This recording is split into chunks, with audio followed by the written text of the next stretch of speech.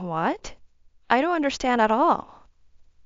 When I went to a city I usually don't visit for shopping, I witnessed my husband and my mother walking arm in arm, kissing each other openly without any reservations.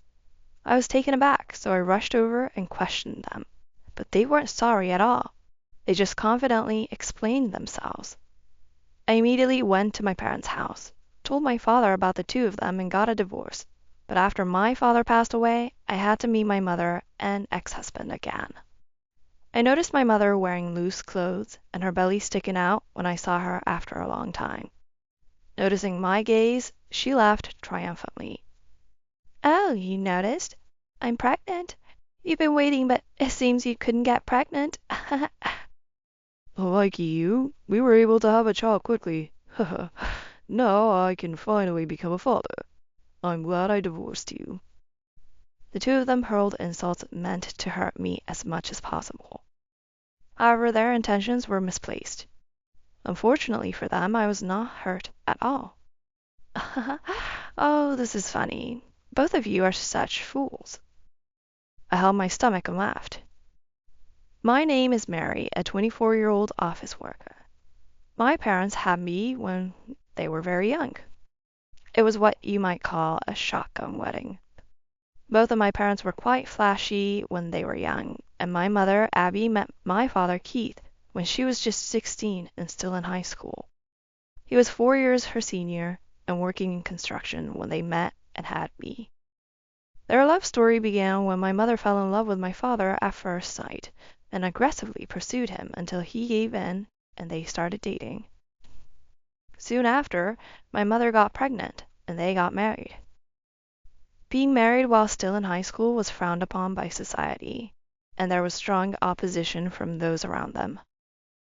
However, since my mother was already pregnant with me, they had to accept the marriage. At first, everything seemed to be going great for the young couple and their marriage. My father would come get me in kindergarten on days he couldn't work in construction because of the rain. "Mary, your dad is so young and cool." "Right?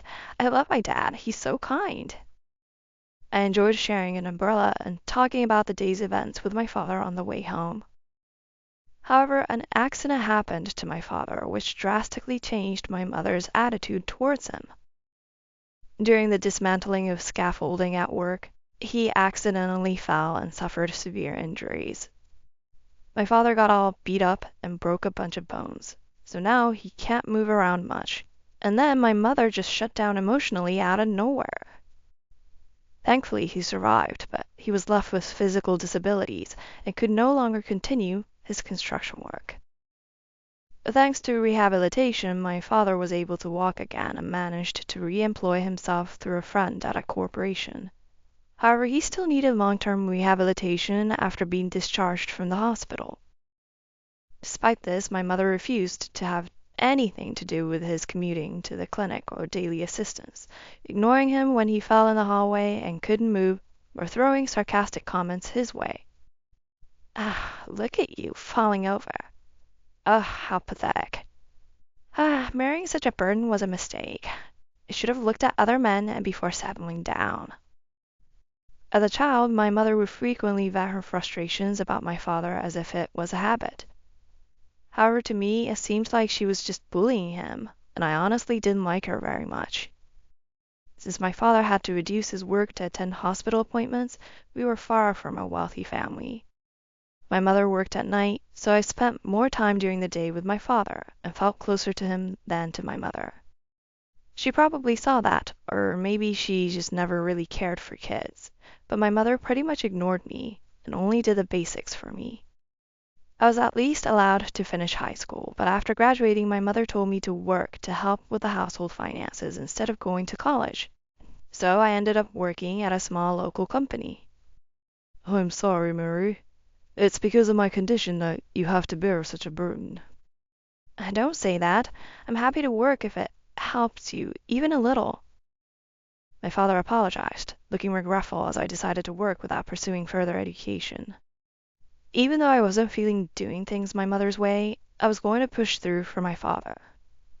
After a few years of employment and getting accustomed to my job, I married Greg, a colleague at work. I wanted to create a warm family life with him, unlike the cool relationship my parents had. I'll take care of you, Mary. Let's be happy together. I want lots of children. I happily accepted his proposal, delighted by his words. However, a year into our marriage, there was no sign of children between Greg and me. I wanted children, but no matter how long I waited, there were no signs of pregnancy. Greg started pressuring me as if it was entirely my fault. Why can't we have kids? All my colleagues already have children. There must be something wrong with your body. Ugh, what a disappointment for a wife. Don't say that. It's not just my problem. I want you to go to the gynecologist with me for tests. What? Why should I bother with such a hassle? I've been healthy and never even got a cold. It's definitely your fault we don't have kids. My husband wouldn't even consider fertility treatments and just kept blaming me for not getting pregnant. Stop making excuses and get treated at a hospital. It's crushing my reputation to be married and not have kids. No matter what I said, he wouldn't listen, and he continued to blame me one-sidedly. Yet clinging to a thread of hope, I struggled alone with fertility treatments, but there was still no sign of a child. Gradually, Greg started not coming home. He claimed he was busy with work and often returned home in the morning. I thought, is it really work? I wonder, could he be cheating? That time too. I had several reasons to doubt my husband. Sometimes I smelled women's perfume on his clothes when he returned home in the morning, not just once, but several times. Furthermore, when I checked the credit card statements, there were regularly unexplained expenses, which fueled my suspicions even more. However, I thought confronting him directly would just result in him evading the issue, so I was looking for the right moment to talk. The opportunity came sooner than expected. When I went shopping in a city I usually don't visit, I saw my husband who has said he was working that day. I thought, is that Greg? But he's supposed to be working today. I was about to call out when I noticed a woman beside him. I thought, huh? Why are Mom and Greg walking together? There my mother was walking beside him, smiling cheerfully. Since getting married, I have kept a distance from my mother. I visited my father at home occasionally, but I hardly ever brought my husband to my parents' house. There shouldn't have been any conversation between my husband and my mother since our marriage greetings. Wondering about this, I watched their actions without calling out, and to my surprise, they held hands affectionately and eventually kissed right in front of me. What? I don't understand, I exclaimed out loud. Unaware of my astonishment, the two of them continued walking away. Finally, I shouted out, "Hey, Greg! Mom! What are you doing?" When I ran after them and called out, they looked genuinely surprised to see me. "Oh, what's wrong, Mary? Why are you in such a hurry?" "What do you mean, what's wrong? What are you two doing?" "I don't know what you're talking about. It just happened to meet Greg, and we were just saying hello after a long time. Is there a problem?" It seemed my mother intended to play dumb. The way my mother dressed made her look young. If not old, one wouldn't think she was in her 40s. Approaching my mother, I realized something. I thought, this scent. I smelled it somewhere before. Then I recognized the smell of my mom's perfume. It was the same scent I had smelled on my husband's clothes when he came home late. I didn't want to believe it, but I was convinced that my mother was my husband's affair partner. "Don't lie. I just saw you and Greg kissing." "Huh? It must be some mistake. We just bumped into each other." When confronted, they looked momentarily flustered and exchanged glances, but after a brief silence, Greg spoke as if giving up. "Oh, I didn't think it would come out this soon. Why are you even here?" "What do you mean by that?" "I thought I could fool you a bit longer since you're so clueless, but I didn't expect to be seen. Well, as you might have guessed, I actually prefer older women." "Sorry. I did feel bad for you, Mary, but I liked Greg from the moment we first met." My mom and husband didn't hold back and confessed to the unbelievable truth.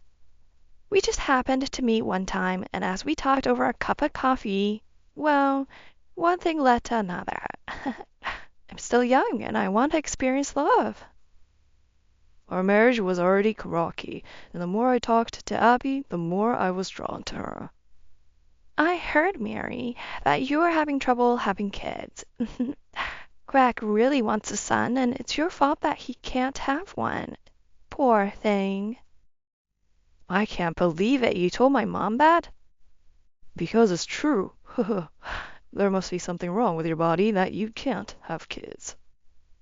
Unbelievably, my husband has shared all our very private marital issues with my mother.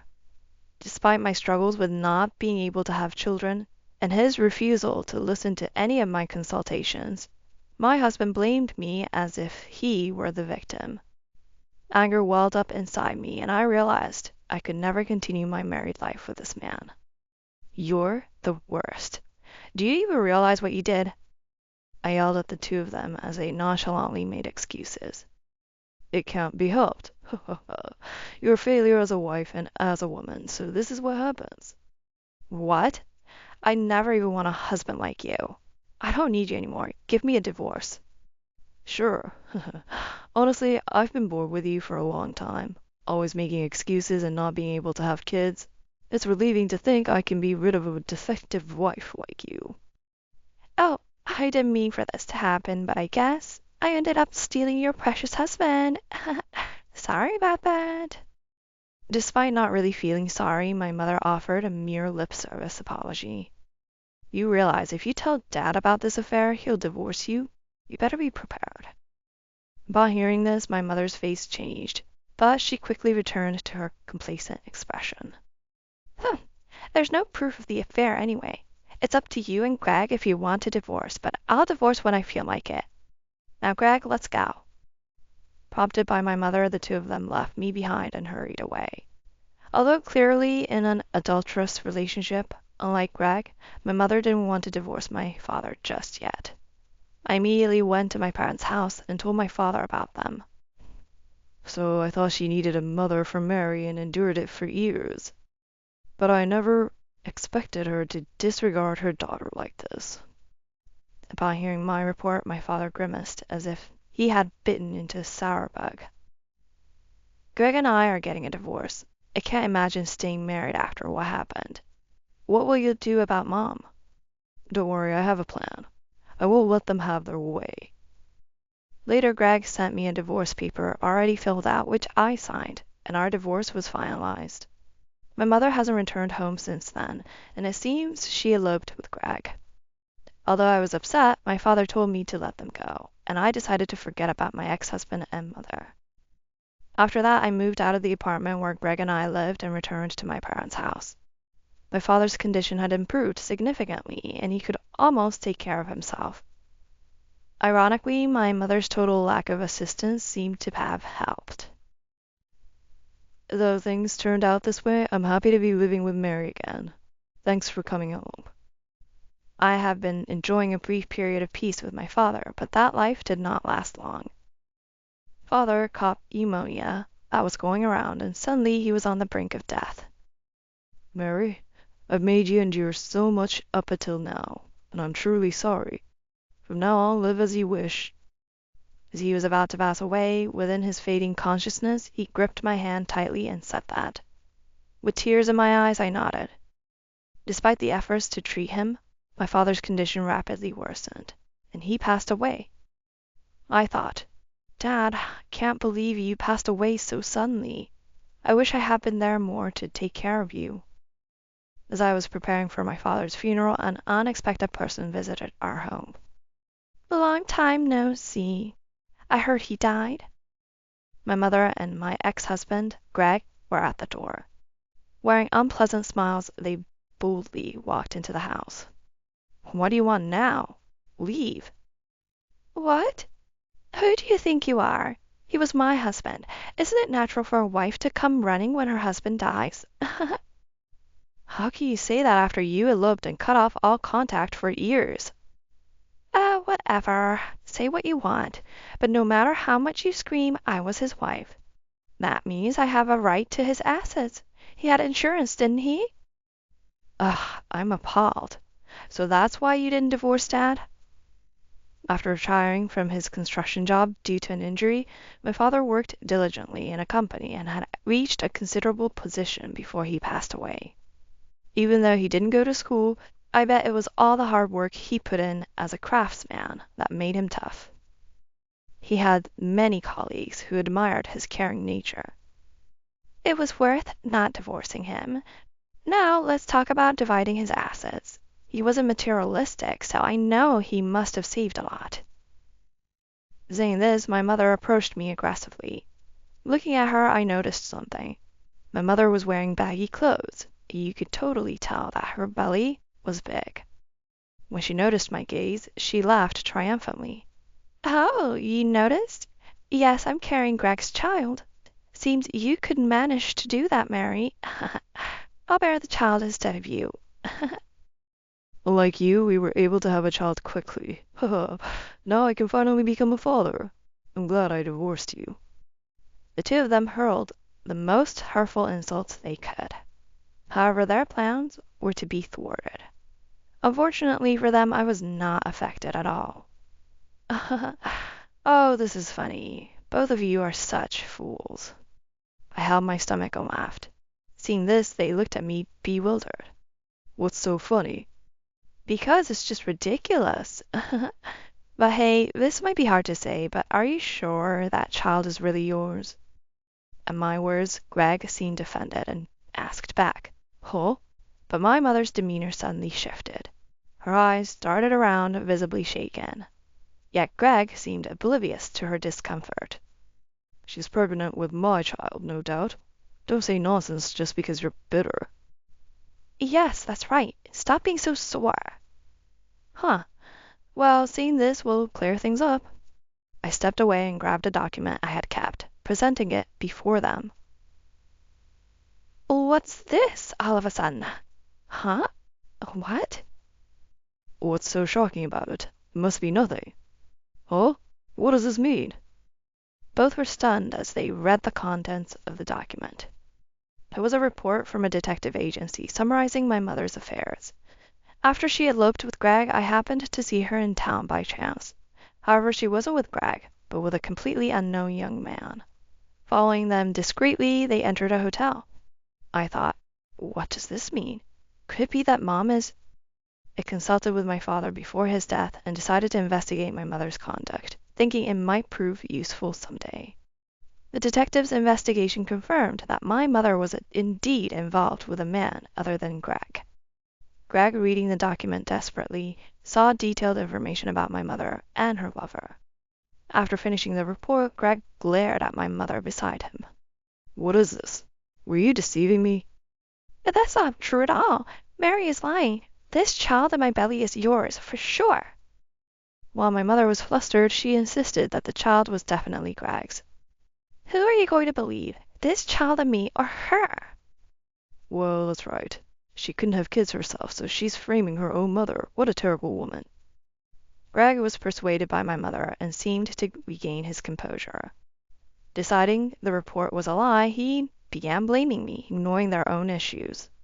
It's your freedom to not believe, but unfortunately I have decisive proof. You can come out now. I called into the living room next to where we were. The door opened, and a man entered. Huh? Who is that? Who is he? I don't know him either. Both were puzzled by the appearance of the unfamiliar man. This is my husband. You wouldn't know, but I got remarried. His name is Ryan. A year after divorcing Greg, I remarried him, whom I met through a friend. How does this man prove anything? Unlike Mom, it might not show yet, but I'm also pregnant. Of course, with his child. So what? Say it clearly. You still don't understand? When I was married to you, no matter how hard we tried, we couldn't have a baby. But with him, with Ryan, I got pregnant right away.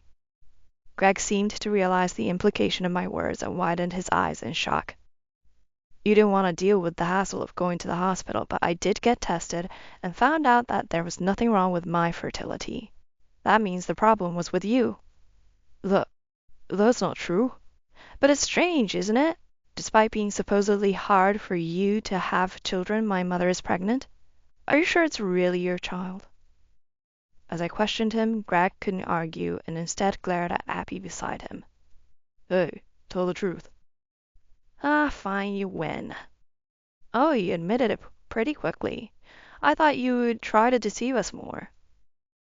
"It was just a fling with Greg anyway." "What do you mean by that?" "I was with you because you were Mary's husband. You know, it's tempting to want what someone else has, but my real relationship was with another man. I was planning to break up with you soon anyway." Greg was shocked by my mother's words and stood there dumbfounded. "I was enjoying the affair until it got spoiled. Well, it doesn't matter whose child I'm carrying. My rights to his inheritance remain unchanged." "Are you still talking about that? Unfortunately, you'll have to give that up." "Huh? How many times do I have to say this? I wasn't divorced from my dead husband. I have the rights to the inheritance." "That's what I'm telling you. You don't have any rights, because you and Dad were actually divorced a long time ago." "Huh? That can't be." "Maybe you've forgotten because you're getting older, but Dad had a divorce paper that you had signed already. When I reported my mother's affair to my father, he revealed that he had a divorce paper. According to my father, during a big fight when he became unable to work because of his injury, my mother had shoved the already filled out divorce paper at him, saying, 'I don't need a husband who can't move.' Though he kept it without filing because I was still there, my father had used that divorce paper to legally separate from her before he died. So, Mom, you won't get a penny from Dad's estate. Do you understand now?" "Huh? That's—" Upon hearing my words, my mother, who had been acting so confidently, turned pale. Greg was still glaring at her. I'm going home." After realizing her affair had been exposed and that she wouldn't receive any inheritance, my mother fled the house as if running away. Later, my mother did give birth to a boy, but it was clear without even a DNA test, just from the blood type, that he wasn't Greg's child. Greg, having said, "I never thought she was such a whore," discarded my mother when he realized he couldn't get any inheritance and disappeared. The man who was supposedly my mother's main affair partner also fled upon learning of her pregnancy, as he had only been in a casual relationship with her. Eventually, my mother, at the age of 40, became a single mother with a young child. With no one to turn to, she's raising the child of the man who abandoned her with government assistance. Being an older mother, she seems to be aging significantly due to the strain of raising a small child. One time I saw my mother far away with her son, and she looked more like a grandmother than a mother with all that gray hair.